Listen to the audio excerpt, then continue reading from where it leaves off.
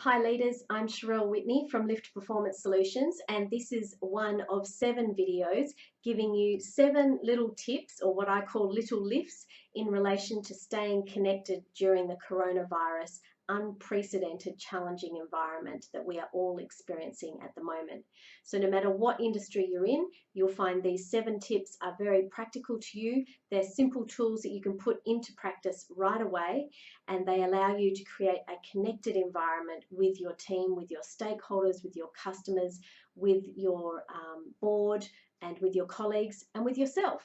Because as leaders, we are the ones being looked to for clarity, for calm, and for courage. We need to continue to engage. We need to continue to be influencing the things that we can, and we need to get our energy from somewhere. So I'm hoping that Lift provides you with these free little lifts that help you stay connected with yourself, with your team. Okay, this is little lift tip number 2, and it's called The Third Space by Adam Fraser. Dr. Adam Fraser did a huge amount of research around the third space with high performance athletes as well as leaders in the corporate sector. And so if you haven't heard of him, Google Dr. Adam Fraser Third Space. He's got a couple of great YouTube clips. One is an animated 5-minute version that explains how third space works, and another one is a much longer keynote speak. I think it's about 15-18 minutes, but it's well worth the watch because he goes into detail about how it works. So I'm just going to give this to you briefly as my tip to connect, and particularly to stay connected in challenging environments like we are in now. And ultimately, the aim is to separate your work from your home. So how Dr. Adam Fraser talks about third space is to take a third space between the last space you are in and the next space you're going into. And this third space is where we need to do 3 things. We need to reflect, we need to rest, and we need to then reset. So if you're coming out of a very stressful work environment, as many of us are at the moment, then we need to debrief ourselves a little bit before we go into the home environment to be at our best. And for some of us, that might be getting off the public transport and walking to our home, and we have that third space between the bus and work and home front door. For others, it might be driving home and we sit in the garage, or we might get out of the car and go and sit in our front yard before we actually go into the house. But wherever you can find that third space, this is what you need to do. You need to sit quietly and reflect on your working day and go, okay, 2 questions. 1, what worked well? What was I happy with in myself? And be kind to yourself when you're doing that review.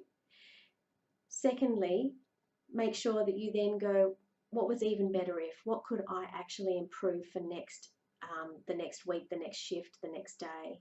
And in that process, you might include improvements, or there might be something that went terribly wrong that you can learn something from, even if it's just as much as little as don't do that again. But there's always something that we learn from our failures far more than we learn from our successes. So that's the first stage, is to debrief yourself, and Dr. Adam Fraser calls that the reflection. So reflect. I use the tool what worked well, even better if. And if you're one of those people that's quite harsh on yourself, critically thinking all the time, there's a little trick you can use, which is to ask yourself, what would my best friend say I did well today? What would someone who loves and cares about me say I did well today? What would my coach say I did well today? Because sometimes we're quite harsh on ourselves and we struggle to think about what we did well, but we can think of 20 things that we could have done better. So we want to balance that out in the reflection. Then the second stage is to rest. Now, the way I rest is I notice I breathe a lot in my upper chest. To get down into my lower chest, I need to relax my shoulders. Sometimes I need to close my eyes. I need to sit there quietly and consciously breathe into my lower stomach. And when I do that, sometimes I realize it's the first time I've done it all day. So that's a way that I bring myself into a restful state. For those of you that meditate regularly, you might find 15, 20 seconds, maybe even a minute of meditation, a mantra that you might have, might bring you into that state. It's a short, restful state because the whole process is actually only taking, a few minutes. It can take as long as you like, but it takes a few minutes to do it effectively. And so you've reflected and you've rested, and now you're going into the reset, which is the last part of the third space model. And the reset is, okay, I'm here now. I've reflected on the day and I've put that to the side. It's finished now. I've rested so that I can come back to myself and my heart and be naturally centered and aligned. And now I'm going to reset to go into the home and be the mum, the dad, the brother, the uncle, the dog owner, whatever it is that you might be. So whatever your role is in the house, make sure that you think about what that role is and how you want to go into that role. Because most of us do take unconsciously our work into home, but none of us would say that we actually want to do that. It doesn't bring out our best. So the third space is about compartmentalizing, but in a nurturing, compassionate way. So reflect, rest, and reset to be at your best. Thank you for listening to that little lift on how to connect. I hope that that's been useful for you and you've jotted down some practical ways that you can take that tool and skill back into your workplace.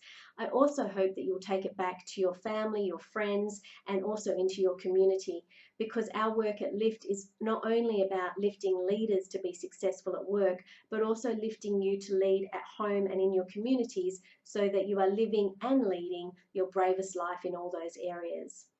And the last thing I'd like to say to you is, if you haven't already been to our website and downloaded our free Courage to Create Connection ebook, I wrote that over the Christmas break in 2019. I've given you the 10 top best connection tips that I've got for leaders that I know work in a lot more detail than I could give you here in this video. So please download that. It's completely free. There's no catch. I just want you to have that resource at your in your toolkit so that you can use it whenever you need to create connection, which is the #1 thing that great leaders do well. Great, thank you. Stay connected with Lift. I look forward to you watching another little lift soon.